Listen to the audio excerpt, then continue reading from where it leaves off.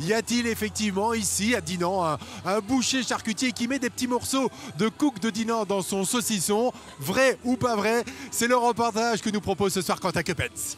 Alors aujourd'hui, l'affaire du saucisson. Que contient-il réellement? Quel est son ingrédient secret? Et si je vous disais qu'ici à Dinan, on fait du saucisson à la cook de Dinan?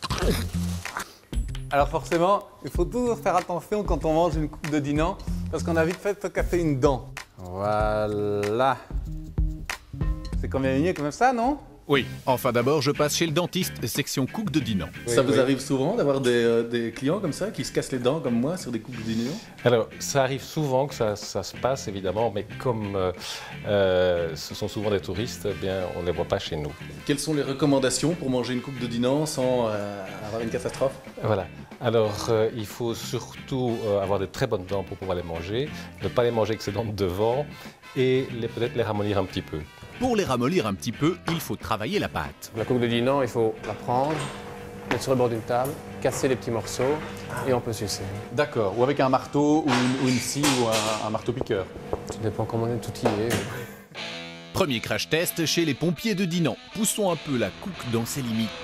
Va-t-elle résister à une chute de 33 mètres?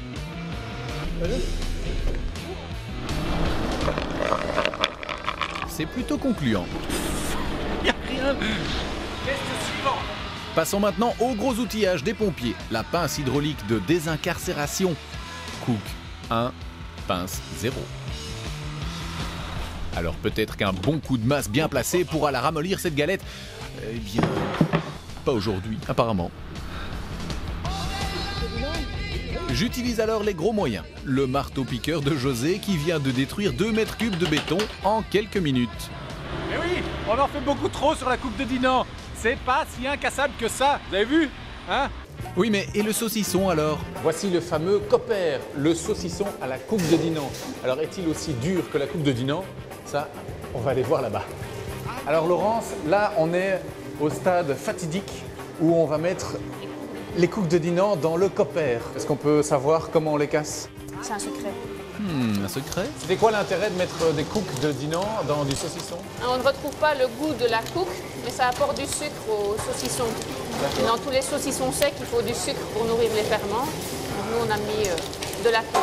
On va essayer de piéger Perrine avec la GoPro. Je vais enfin savoir comment il coupe la fameuse cook. Perrine, est-ce que je peux voir hors caméra comment on coupe la cook? Non, on vous a dit que... Oh, mais hors caméra. Non. On filme pas. Non, ça ne sert à rien d'essayer. Mais j'irai pas le dire. Non, je vais fermer la porte et Mais je suis hors caméra? Vous êtes sûr? Ah, ils sont rudes, hein? Petite dégustation? Oui, avec plaisir. C'est quand même bon, mais il faut faire attention parce que c'est dur, hein, mine de rien. Assez ferme, on va dire. Oui. Parce qu'un saucisson à la coupe de Dinan, ça doit se manger de manière responsable, hein, sinon bonjour les dégâts. Hein. Allez, à la semaine prochaine.